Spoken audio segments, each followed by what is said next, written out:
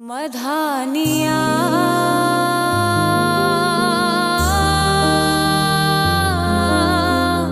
हायो मेरे डाटिया रब्बा किन्ना जम्मिया किन्ना ने ले जानिया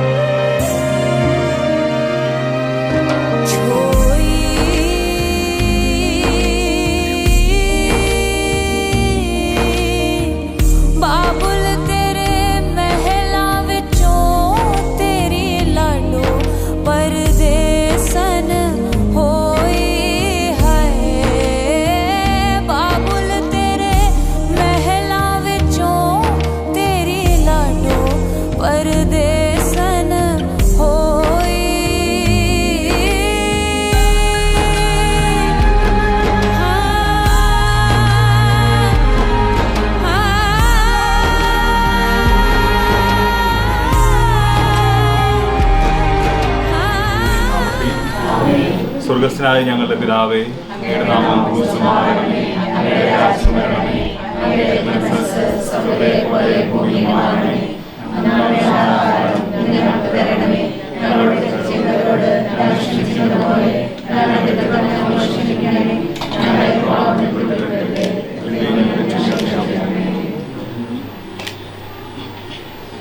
ഞങ്ങളുടെ കർത്താവായ ദൈവമേ, അങ്ങ് ഞങ്ങളുടെ മധ്യസന്നിഹിതനായിരിക്കുന്നു ഞങ്ങൾ വിശ്വസിക്കുന്നു. ഞങ്ങളങ്ങേ ആരാധിക്കുന്നു. അങ്ങ് ഞങ്ങൾക്ക് നൽകിയിരിക്കുന്ന ഞങ്ങളുടെ പ്രിയപ്പെട്ട മക്കളെ ഓർത്ത് ഞങ്ങൾ അങ്ങേക്ക് നന്ദി പറയുന്നു. കർത്താവിശ്വയെ, ഞങ്ങളുടെ പ്രിയപ്പെട്ട ജോസഫിനെയും ഐറിനെയും വിവാഹബന്ധത്തിലേക്ക് ഉയർത്തിയതിലും അങ്ങ് പ്രതിഷ്ഠിത കാരണത്തെ ഓർത്ത് ഞങ്ങൾ അങ്ങേ വാഴ്ത്തുന്നു.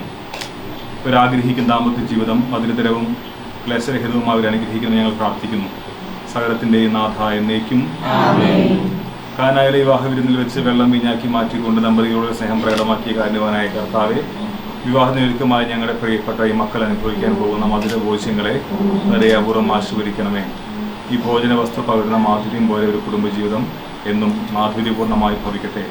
അങ്ങേക്ക് സംപ്രീതികരമായ സംസാരവും പെരുമാറ്റവും വഴി ഇവർ പരസ്പരം മധുരതരമായി പെരുമാറട്ടെ.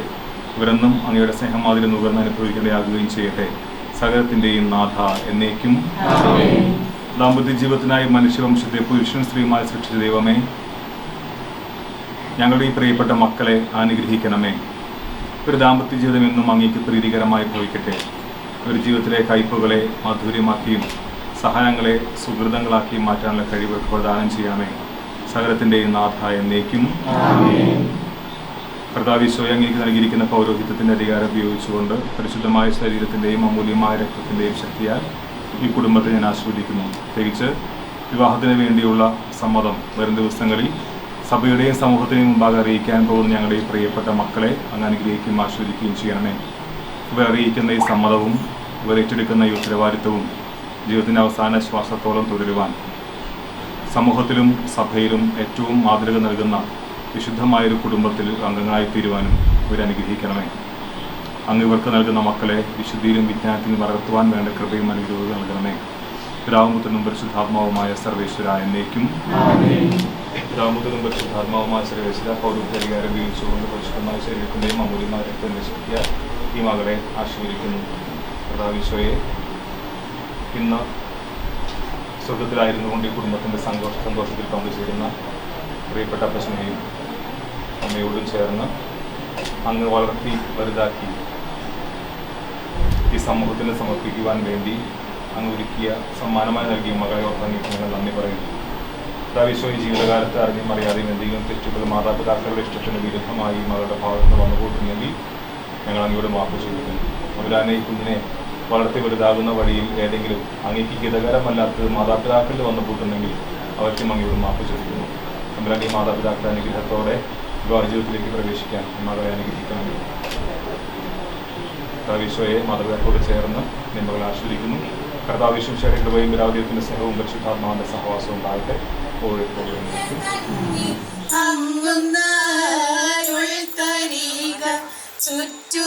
ചുറ്റുമീരിക്കും ജനം കുറ്റം കൂറവു കണ്ട പെറ്റ മാതാവിനെ പോൽ കുറ്റം പോരുത്തിടേണം കറ്റകുഴലിയാളെ പെറ്റു വളർത്തോരമ്മ മറ്റൊരു താതനോട് പെട്ടെന്നോരുത്തമൊഴി കെട്ടിനവൾ കർത്തൻ ചൊല്ലി ശുദ്ധമാം പൂജനേരം കോലാഹലത്തൊടങ്ങ് 4 ദിശയറിഞ്ഞു ചെത്തിവഴി പറമ്പിൽ എത്തുന്നവർക്കു വേണ്ടി ഇട്ടൊരു പന്തലക്കെട്ടുമാനക്കൊലവും കൂടി വരുന്ന ജനം പാടെ കല്യാണ വീട്ടിൽ കയ്യാലിയുമിയവൻ കയ്യാലി കെട്ടിധാരി കൂന്തലടികൾ വെച്ച് ഏകന പെൺകൊടിമാർ വായ്പുരവയുമിട്ടു വാദ്യമേളവും നല്ല കൊറിഞ്ഞു നല്ല പന്തടം കാണിനെന്നും എന്തെന്നു കാണിണ്ടെന്നു ചിന്തിച്ചു നായൻ തന്നെ പാടി സ്തുതിക്കുന്നേറ്റം. ഫാമിലിയിൽ നിന്ന് വിട പറഞ്ഞു പോയ ആത്മാക്കളെ നമുക്ക് നോക്കാം. പ്രത്യേകിച്ച് രാജുവങ്ങളെയും അപ്പാപ്പനെയും അമ്മാമ്മയും. Just 1 minute silence.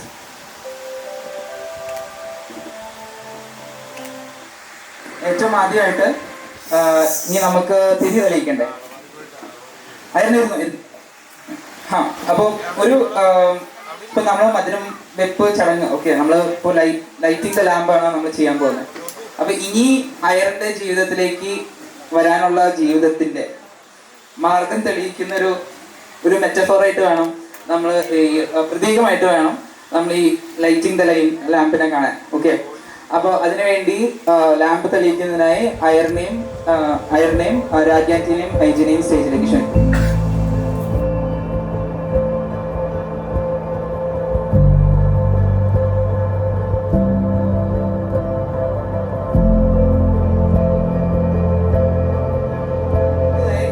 നമ്മുടെ മെയിൻ പരിപാടിയാണ്. ഇപ്പൊ നമ്മുടെ പരിപാടിയുടെ ഹൈലൈറ്റ് ആണ്, അതായത് മധുരം വെപ്പ് മെയിനായിട്ട്. അപ്പോൾ ഈ ഡയറി മിൽക്കിന്റെ ഒക്കെ പരസ്യത്തിൽ പറയുന്ന പോലെ ഏതൊരു ശുഭകാര്യവും മധുരത്തിൽ വെച്ച് തുടങ്ങുന്നതാണ്. അപ്പോൾ അയറിന്റെ ഇനി വരാൻ പോകുന്ന ജീവിതത്തിന്റെ ഒരു മധുരം നമുക്ക് കൊടുക്കുവാൻ അമ്മ ആന്റീനെയും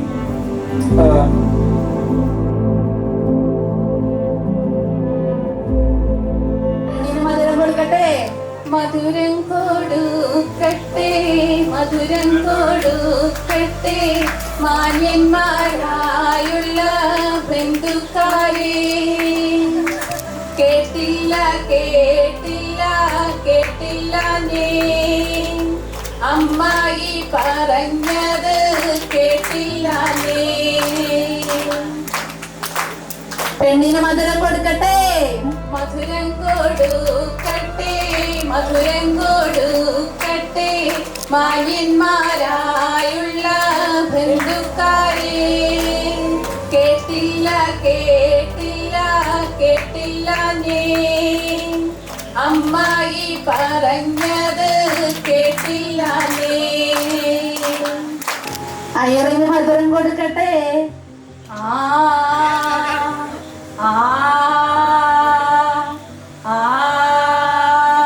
അതെല്ലാവരും കൂടി പറയണം.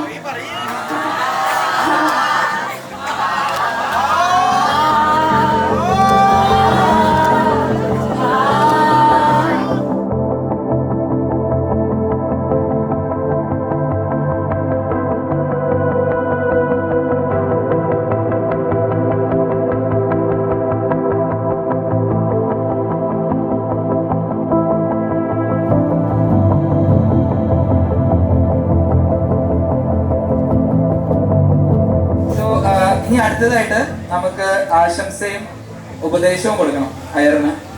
ഇനിയൊരു ജീവിതത്തിലേക്ക് പ്രവേശിക്കുമ്പോൾ ഇനി ആൾക്കാർക്ക് എന്തെങ്കിലും നല്ല ഒരു ടിപ്സ് ആൻഡ് ട്രിക്സ് പറഞ്ഞു തരട്ടെ? ഓക്കെ, അപ്പൊ അതിനായ ആശംസകൾ പറയാനായിട്ട് ആരെങ്കിലും ഇൻട്രസ്റ്റ് ഫ്രണ്ടിലേക്ക് ഇനിഷ്യേറ്റീവ് എടുത്ത് വരാൻ താല്പര്യമുണ്ടോ? ആരുടെ ആശംസ കൊടുക്കാൻ ആർക്കാണെങ്കിലും കടന്നു വരാം. I wish you a very long and happy married life. ഇന്നത്തെ പ്രാർത്ഥന കാര്യങ്ങളുടെ ശുശ്രൂഷകൾക്ക് നേതൃത്വം നൽകിയ ബഹുമാനപ്പെട്ട വികാരി അച്ഛൻ ലിജോ, അദ്ദേഹം കുറച്ച് നേരത്തെ പോയി, എന്തോ അത്യാവശ്യ കാര്യമുണ്ടെന്ന് പറഞ്ഞാണ് പോയത്.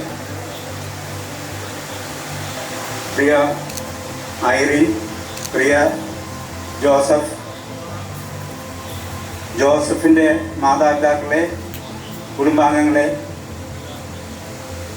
ശക്കാലിക്കൽ കുടുംബാംഗങ്ങളെ, രാഗിയുടെ കുടുംബാംഗങ്ങളെ, ആദ്യമേ തന്നെ ഐറിനും ജോസഫിനും വളരെ സമാധാനകരവും സന്തോഷകരവും മധുരതരവുമായ വിവാഹ ജീവിതം നേർന്നുകൊള്ളുന്നു. അതിൻ്റെ എല്ലാ ആശംസകളും നേരുന്നു. ഏതായാലും ഒന്ന് രണ്ട് കാര്യങ്ങൾ കൂടെ പറയാമെന്ന് കരുതി. ഐറിൻ നിങ്ങൾക്ക് എല്ലാവർക്കും അറിയാവുന്നതുപോലെ ഡോൺ ബോസ്കോയിലാണ് സ്കൂളിൽ പഠിച്ചത്. അതിനുശേഷം BTech രാജഗിരി എഞ്ചിനീയറിംഗ് കോളേജിലും, അതിനുശേഷം MTech college of engineering Thiruvananthapuram, അവിടെയാണ് വിദ്യാഭ്യാസമെല്ലാം കഴിഞ്ഞിരിക്കുന്നത്. അതിനുശേഷം ആൾ പഠിച്ച സ്ഥാപനമായ രാജഗിരിയിൽ തന്നെ ഇപ്പോൾ ജോലി ചെയ്തു വരുന്നു. അത് വലിയൊരു ഭാഗ്യമാണ്. നമ്മൾ പഠിച്ച സ്ഥലത്ത് തന്നെ ജോലി ചെയ്യാൻ സാധിക്കുക എന്നുള്ളത് വലിയൊരു കാര്യമാണ്. ഇനി ഞാൻ പറയാൻ ഉദ്ദേശിക്കുന്നത് നമ്മൾക്ക് എല്ലാവർക്കും ഉള്ള ഗുണങ്ങളാണ്. അത് കുറച്ചുകൂടെ കൂടുതൽ ഉണ്ടായാൽ നല്ലതാണ്. അപ്പം അത് ഐറിനായാലും ജോസഫിനായാലും ഭാവി ജീവിതത്തിൽ കൂടുതൽ ഗുണം ചെയ്യും. ഞാൻ പറയാൻ ഉദ്ദേശിക്കുന്നത് IQ പോലെയുള്ള കാര്യങ്ങളെ കുറിച്ചാണ്.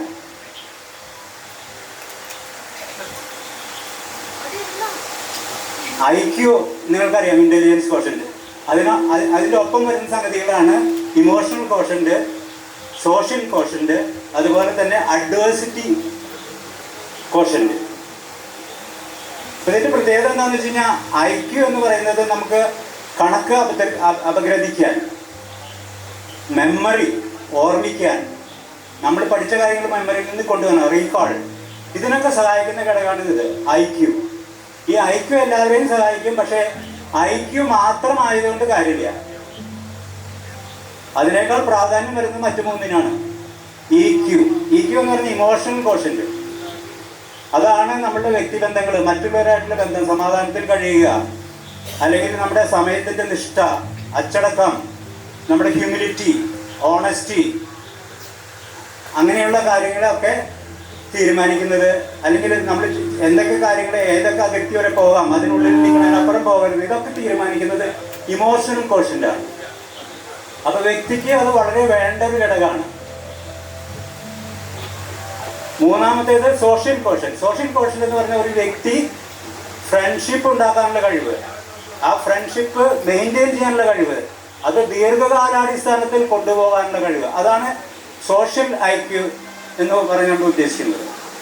ഇനി അഡ്വേഴ്സിറ്റി, ഒരാൾ ക്രൈസിസ് എങ്ങനെ മാനേജ് ചെയ്യുന്നത്, അല്ലെങ്കിൽ ട്രബിൾ എങ്ങനെ മാനേജ് ചെയ്യുന്നുള്ളത്, അതാണ് നമ്മൾ തീയിൽ കൊടുത്തത് വെയിലത്ത് പാടില്ല എന്നൊക്കെ പറയുന്ന പോലെ നമ്മൾ സമചിത്തതയോടെ ബുദ്ധിമുട്ടുള്ള സാഹചര്യങ്ങൾ വരുമ്പോൾ അതെങ്ങനെ കൈകാര്യം ചെയ്യുന്നുള്ളത്. അപ്പോൾ ഈ ഗുണഗണങ്ങളെല്ലാം ഇവർക്ക് രണ്ടുപേർക്കും ധാരാളമായി ഉണ്ടാകട്ടെ എന്ന് ആശംസിക്കുന്നു. ഇനി ഇവരുടെ വ്യക്തി ജീവിതത്തിൽ മുതൽക്കൂട്ടാകാനുള്ള ഒരു കാര്യം കൂടെ പറഞ്ഞ് ഞാൻ അവസാനിപ്പിക്കാം. അത് മനഃശാസ്ത്രപരമായിട്ട് നമ്മളെ ക്ലാസിഫൈ ചെയ്തിരിക്കുന്ന ഒരു വിൻഡോ ആണ്, ജുഹാരി വിൻഡോ. കേട്ടിട്ടില്ല? ജുഹാരി വിൻഡോ എന്ന് പറഞ്ഞാൽ 4 ഭാഗം. ഒന്ന്, ഒരു വ്യക്തിക്ക് ആ വ്യക്തിയെ കുറിച്ച് അറിയാവുന്നത്, മറ്റുള്ളവർക്ക് ആർക്കും അറിയില്ല, ആൾക്ക് മാത്രമേ അറിയുള്ളൂ.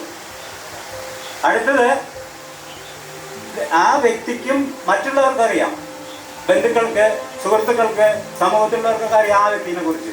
രണ്ടാമത്തെ കാര്യം, ഇത് ഇവർക്കും അറിയാം, സ്വന്തമായിട്ടും അറിയാം. മൂന്നാമത്തേത്, ഈ വ്യക്തിക്ക് അറിയാത്ത ചില കാര്യങ്ങൾ മറ്റുള്ളവർക്ക് അറിയാം. ഈ 2, 3 പ്രശ്നം എന്താണെന്ന് വെച്ച് കഴിഞ്ഞാൽ വ്യക്തിക്ക് അറിയാത്ത കാര്യങ്ങൾ മറ്റുള്ളവർ കൂടുതൽ അറിഞ്ഞാൽ ആ വ്യക്തിയെ മറ്റുള്ളവർ ഇങ്ങനെ പിടിച്ച് പരിഗണിക്കും.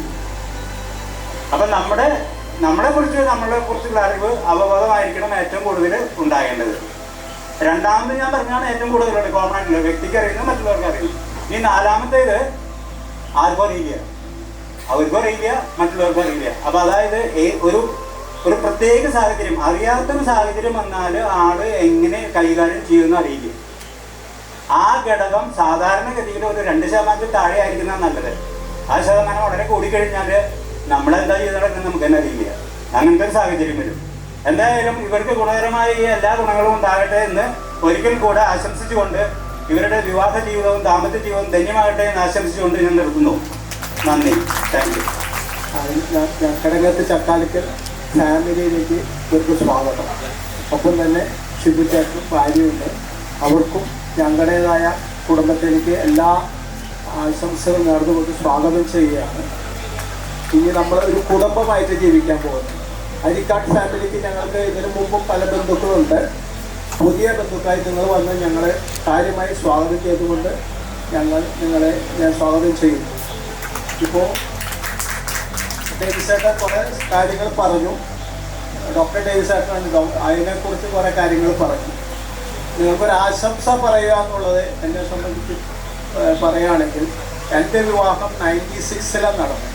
ആ സമയത്ത് ഞാൻ ഒരു ധ്യാനഗുരുവായിട്ട് ബന്ധപ്പെട്ട് കുറച്ച് ഉപദേശങ്ങൾ എനിക്ക് തന്നു. അതിനെ ബേസ് ചെയ്ത് മാത്രമാണ് എനിക്ക് പറയാനുള്ളത്. അപ്പോൾ ആൾ പറഞ്ഞു വെച്ചിട്ടുണ്ടെങ്കിൽ വിവാഹം ഒരു കുദാശയാണെന്ന്. ആ കുദാശ 2 കാര്യങ്ങളുണ്ട്. ഒന്ന്, നിങ്ങൾ വിവാഹിതരാകുമ്പോൾ എന്താണ് വീടാണ് ഉണ്ടാക്കണേ അല്ലെങ്കിൽ ഒരു കുടുംബമാണ് ഉണ്ടാക്കണേ എന്ന് പറഞ്ഞാൽ house is made by material. നമുക്ക് കുറേ പൈസ ഉണ്ടെങ്കിൽ നമുക്ക് ഒരു വീട് ഉണ്ടാക്കാം. പക്ഷേ പൈസ ഉണ്ടെങ്കിൽ നമുക്കൊരു കുടുംബം ഉണ്ടാക്കാൻ പറ്റില്ല. കുടുംബം ഉണ്ടാക്കണമെങ്കിൽ നമുക്ക് പരിശുദ്ധാത്മാവിൻ്റെ വരങ്ങളും ദാനങ്ങളും ഫലങ്ങളും കൊണ്ട് മാത്രമാണ് ഒരു കുടുംബം ഉണ്ടാക്കാൻ സാധിക്കുകയുള്ളൂ എന്നാണ് വൈദിക എന്നോട് സംസാരിച്ചത്. അതുകൊണ്ട് നിങ്ങളോട് പറയാനുള്ളത്, നിങ്ങൾ നല്ലൊരു കുടുംബം ഉണ്ടാക്കുക. രണ്ടാമതായി പറയാനുള്ളത്, കുടുംബജീവിതത്തിൽ 3 കാര്യങ്ങൾ പറഞ്ഞു. ഒന്ന്, പ്രയർ, നിങ്ങളുടെ അനുദിന പ്രാർത്ഥന, കുടുംബ പ്രാർത്ഥന, അതൊക്കെയാണ് പ്രയർ ഉദ്ദേശിക്കുന്നത്. കുർബാന, ബാക്കിയുള്ള കുദാശകൾക്കനുസരിച്ച് ജീവിക്കുക. 2, കെയർ, നിങ്ങൾ 2 വ്യക്തികളും അങ്ങോട്ടും ഇങ്ങോട്ടും കാര്യങ്ങൾ കെയർ ചെയ്യണം എന്നൊരു ഉപദേശമുണ്ട്. ഇത് പിന്നെ ഷെയർ, മൂന്നാമത്തെ പറയാനുള്ളത്, ഓരോ ദിവസവും നിങ്ങൾ നിങ്ങളുടേതായ കാര്യങ്ങൾ സംസാരിക്കുക, അതനുസരിച്ച് മുന്നോട്ട് പോകുക. ഇതാണ് എനിക്ക് നിങ്ങളോട് പറയാനുള്ള ഉപദേശം. നിങ്ങളുടെ വിവാഹ ജീവിതം വളരെ സന്തോഷകരമായി തീരട്ടെ എന്ന് ആശംസിച്ചുകൊണ്ട് എൻ്റെ വാക്കുകൾ നിർത്തി. ഞങ്ങളുടെ കുടുംബത്തിലെ മൂത്ത മകനാണ് രാജു. രാജുവിൻ്റെ മൂത്ത മകളാണ് ഐറിൻ. അപ്പോൾ രാജുവിൻ്റെ മകളാണ്. അവൾക്ക് ഒരു ചെറിയ ഉപദേശം കൊടുക്കാൻ എനിക്ക് വലിയ അറിവും കഴിവൊന്നും ഉണ്ടായിട്ടില്ല. എന്നാലും എൻ്റെ അറിവനുസരിച്ച് ഞാൻ അവളോട് പറയുകയാണ്. രാജുവിൻ്റെ കാര്യം ഓർക്കുമ്പോഴാണ് എന്തൊക്കെ പറയേണ്ടത് എനിക്കറിയില്ല. അവൻ വളരെ നേരത്തെ തന്നെ എന്നോട് പറഞ്ഞിട്ടുണ്ടായിരുന്നു, അവൾക്ക് ഇത് കഴിഞ്ഞോട് കൂടി വേഗം കല്യാണം ആലോചിക്കണം എന്നൊക്കെ പറഞ്ഞിട്ടുണ്ടായിരുന്നു. അതൊക്കെ അങ്ങനെ നടന്നു. ഇപ്പം അതിൻ്റെ സമയം ഇപ്പോഴാണ് ആയിട്ടുള്ളത്. അവൻ സ്വർഗത്തിൽ ഇരുന്നതൊക്കെ കാണുന്നുണ്ടെന്ന് വിചാരിക്കുന്നു. പിന്നെ എനിക്ക് പറയാനുള്ളത്, ഐറിൻ ഒരു നല്ല കുട്ടിയാണ്. നല്ല ബുദ്ധിയും ബോധവും അറിവും വിവേകമൊക്കെ ഉള്ളൊരു മോളാണ്. അവൾക്ക് എല്ലാ കാര്യങ്ങളും വീട്ടിലത്തെ കാര്യങ്ങളൊക്കെ വൃത്തിയായിട്ട് ഭംഗിയായിട്ട് അടക്കം ചിട്ടയോടൊക്കെ ചെയ്യാനുള്ള അറിവും കഴിവുണ്ട്. രാഗി അതൊക്കെ അവൾക്ക് പഠിപ്പിച്ചിട്ടുമുണ്ട്. പിന്നെ നല്ല പ്രാർത്ഥന കാര്യത്തിലും മിടുക്കത്തിയാണ്. അനുദിന കുടുംബ പ്രാർത്ഥന, പള്ളിയിൽ പോലെ ആ പ്രാർത്ഥന, അങ്ങനെ അതുപോലെ തന്നെ പഠിക്കുന്ന കാര്യത്തിലും നല്ല മിടുക്കത്തിയാണ്. അത്രയൊക്കെയാണ് എനിക്ക് പറയാനുള്ളത്.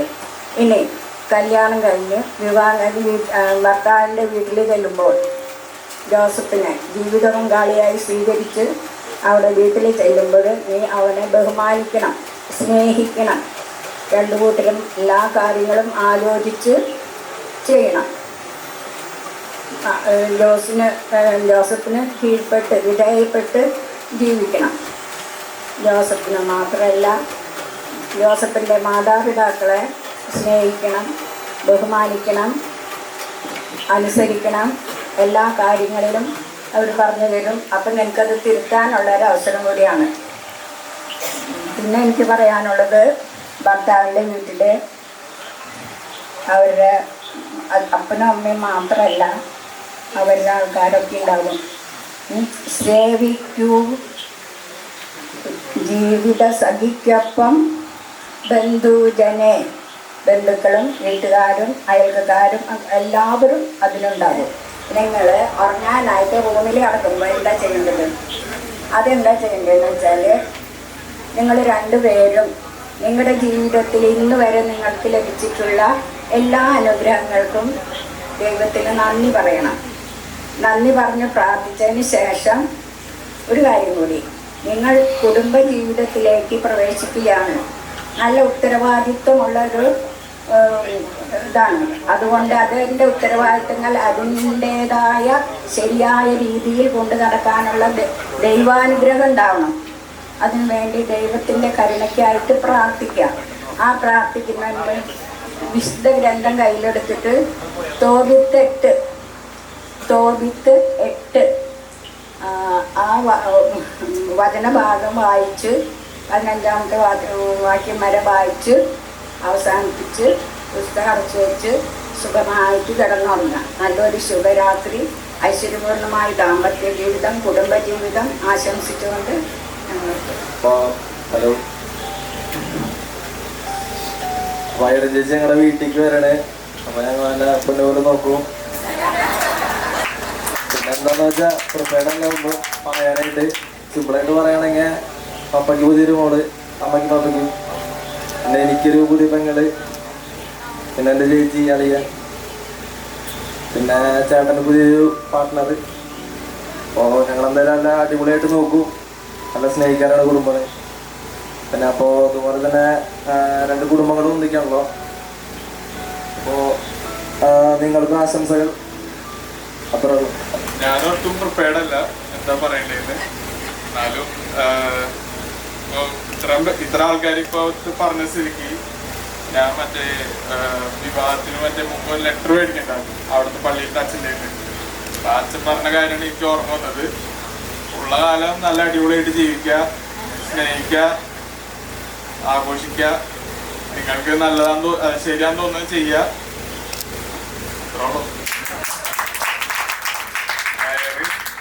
എനിക്ക് നല്ലൊരു പാർട്ണറായിരിക്കും ഞാൻ വിചാരിക്കുന്നു, അല്ല പ്രതീക്ഷിക്കുന്നു. അങ്ങനെയാണ് ഇതുവരെ ഉള്ള ഒരു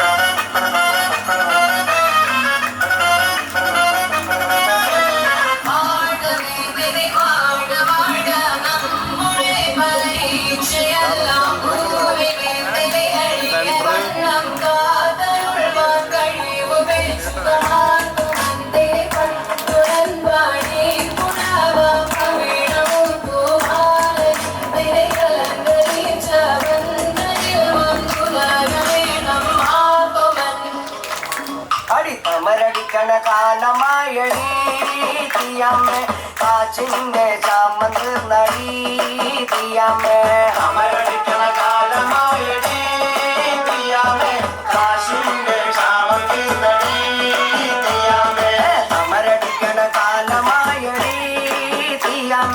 കാച്ചിന്റെ ചാമന്ത് നടീ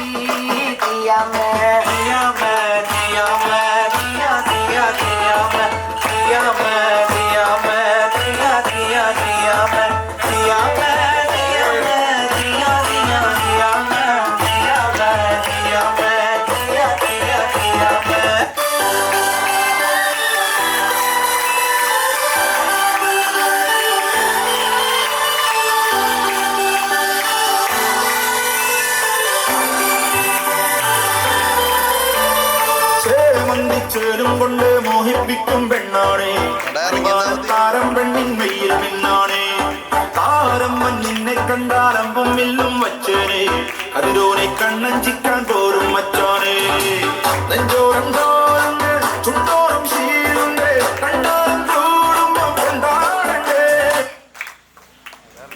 എല്ലാരും ഇറങ്ങിയെന്നോ ചേരും കൊണ്ട് മോഹിപ്പിക്കും പെണ്ണാണേ മണിവാരത്താരം പെണ്ണിൻ വെയിൽ മിന്നാണേ താരം മണ്ണിനെ കണ്ടാലമ്പും മില്ലും വച്ചേനെ അതിരോനെ കണ്ണഞ്ചിക്കാൻ പോരും മച്ചാനേ നെഞ്ചോരം തോറുണ്ട് ചുണ്ടോറും ശീലുണ്ട് കണ്ടാലും കൂടുമ്പം കൊണ്ടാടണ്ടേ കൊണ്ടാട്ടച്ചേരാക്കാൻ അല്ലാത്തക്കാരുണ്ട് കരളെ കുന്തൽ കത്തിക്കപ്പും മുട്ടിച്ചെന്റെ കുട്ടി കാത്തിരിക്കും നേരം മുന്നേ ചൊല്ലും ജില്ലാല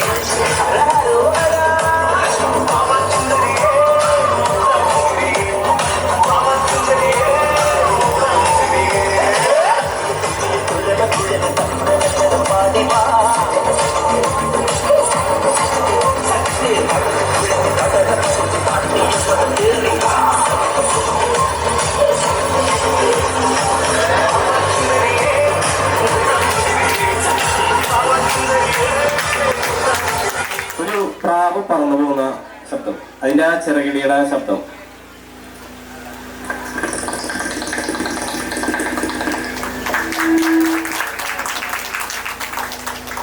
ഇനി ചെയ്യാൻ പോകുന്നത്, പണ്ടത്തെ കാലത്തൊക്കെ നമ്മൾ വീടുകളിൽ പുല്ല് വെട്ടാനായിട്ട് ആൾക്കാരെ വിളിക്കായിരുന്നു, അവരാണ് വെട്ടിയിരുന്നത്. ഇപ്പോൾ മെഷീൻ്റെ കാലമാണ്, മെഷീൻ വന്നതോടെ എല്ലാം മെഷീനായി പരിപാടികളൊക്കെ ആവും. അങ്ങനെ അപ്പോൾ ആ ഒരു മെഷീൻ്റെ ശബ്ദം എങ്ങനെയാണെന്ന് നമുക്കൊന്ന് കേട്ടു നോക്കാം.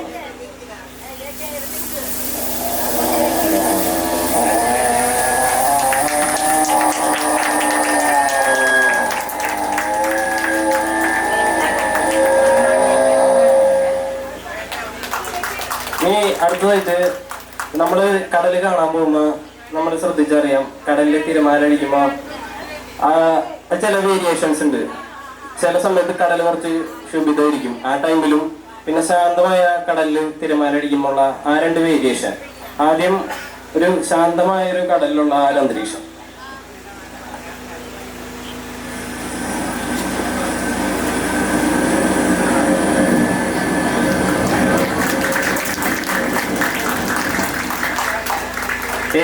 ഈ കടൽ തന്നെ കുറച്ചുകൂടെ ശുഭിതമായി കഴിഞ്ഞാൽ എങ്ങനെയാന്ന് നമുക്ക് നോക്കാം.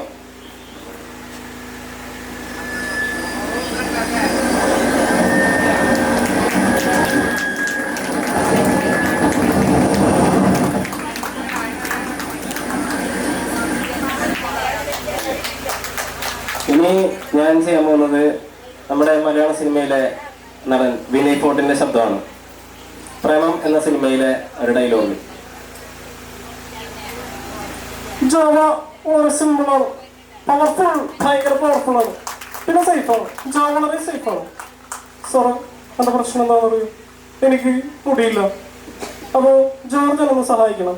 ശമ്പും കായ്ക്കാൻ ഇടയ്ക്കിടയ്ക്ക് എന്നെ കുറിച്ച് നോക്കി പറഞ്ഞോ, ഇന്നലെ സാറ് നല്ല മനസ്സാണെന്നും ഇന്നലെ സാറിൻ്റെ കൈ കുറേ പൈസ ഉണ്ടെന്നും ഇന്നലെ സാർ നന്നായി ഓടും ചാടും പാടും. പാട്ട് കണ്ടല്ലേ, പാട്ട് വേണ്ട. ഈ അടുത്തതായിട്ട് നമ്മുടെ ലാലേട്ടന്റെ ശബ്ദം ഒന്ന് അനുകരിക്കാൻ ശ്രമിക്കുന്നു. രാവണപ്രഭു എന്ന സിനിമയിലെ ലാലേട്ടൻ ഒരു അച്ഛൻ കഥാപാത്രമായിട്ട് കുറച്ച് പ്രായമുള്ള ആളായിട്ട് വന്നിട്ടുണ്ട്. അപ്പോൾ ആ ഒരു മോഡുലേഷൻ നമുക്ക് കേട്ട് നോക്കാം.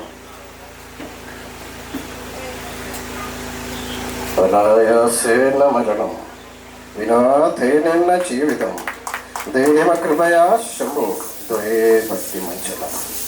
അനായാസമായ മരണം, ധീനമില്ലാത്ത ജീവിതം നിന്നിൽ അചഞ്ചല ഭക്തനായ എനിക്ക് തന്നാലും ശംഭോ ശങ്കര ഗൗരവതേ എന്ന് പ്രാർത്ഥിച്ചു കൂടേണ്ട കാലമായി ശേഖര. ഈശ്വരൻ നിന്റെ മുൻപിൽ വിളക്കായി തെളിയുമ്പോൾ അതിന്റെ നേർക്ക് തുപ്പരുത്, വഴിമാറടാ മുണ്ടക്കൽ ശേഖര. അടുത്തതായിട്ട് നമ്മുടെ പ്രധാനമന്ത്രി നമ്മുടെ മോദിയും നമ്മുടെ ഉമ്മൻചാണ്ടി സാറും കൂടെ ഉള്ളൊരു സംഭാഷണമാണ്. അതൊരു കോമഡി സംഭാഷണമാണ്.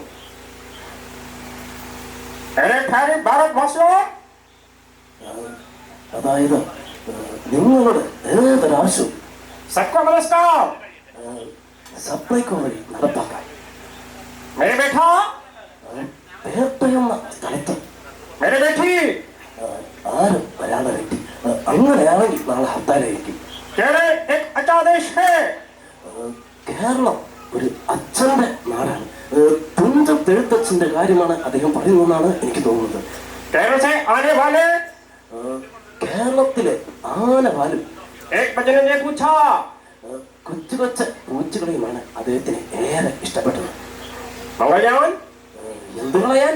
അഭിമാനം കൊണ്ട് കളയാനോ? എനിക്കൊന്നും മനസ്സിലാവുന്നില്ല. സുന്ദരിമാര് കാരണം അഭിമാനം പോകുന്ന എനിക്ക് നന്നായിട്ട് അറിയാം. അങ്ങനെ ആരൊക്കെയോ കണ്ടതാ ഇപ്പോഴത്തെ പ്രശ്നം. Thank you.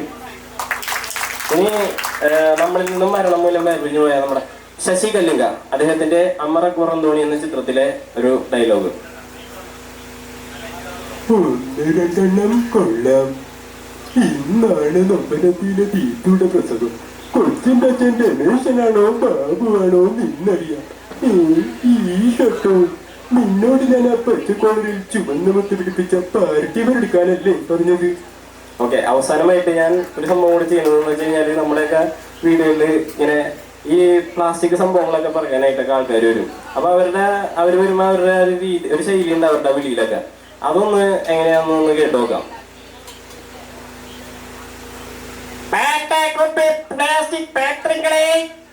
പ്ലാസ്റ്റിക് പാത്രങ്ങളെ പായ് ചവിട്ടി. Thank you.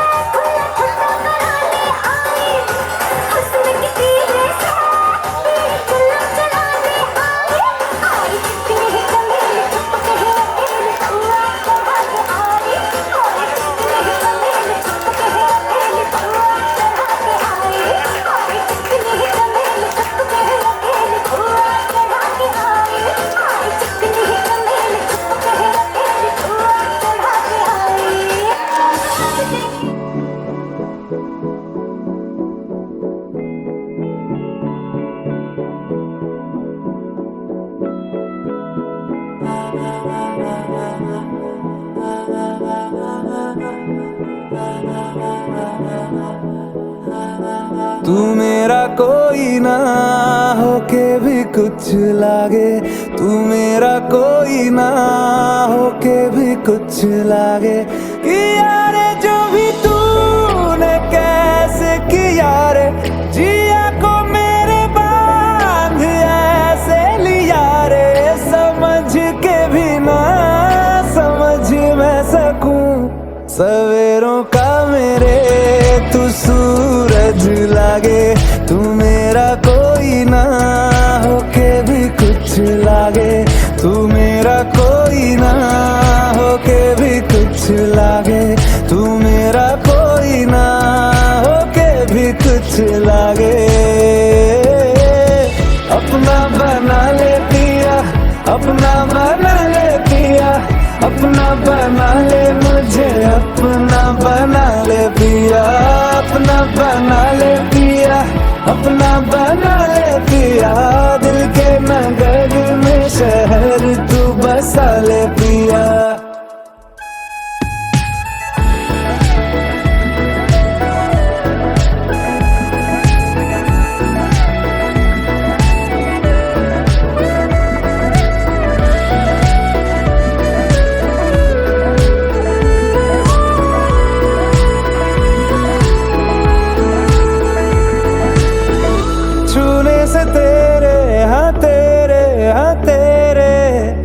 फीकी रुतों को रंग लगे,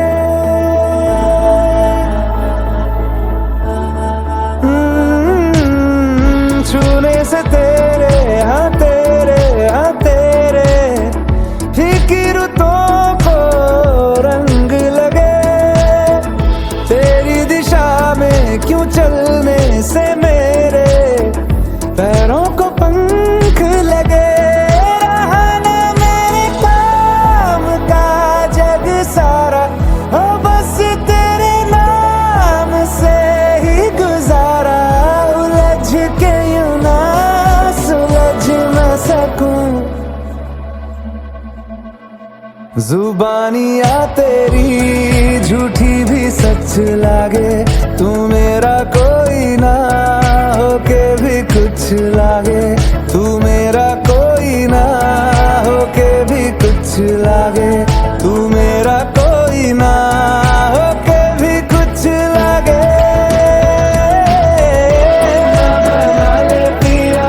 अपना बना ले पिया, अपना बना ले मुझे, अपना बना ले पिया, अपना बना ले पिया, अपना बना ले पिया। दिल के नगर में शहर तू बसा ले पिया।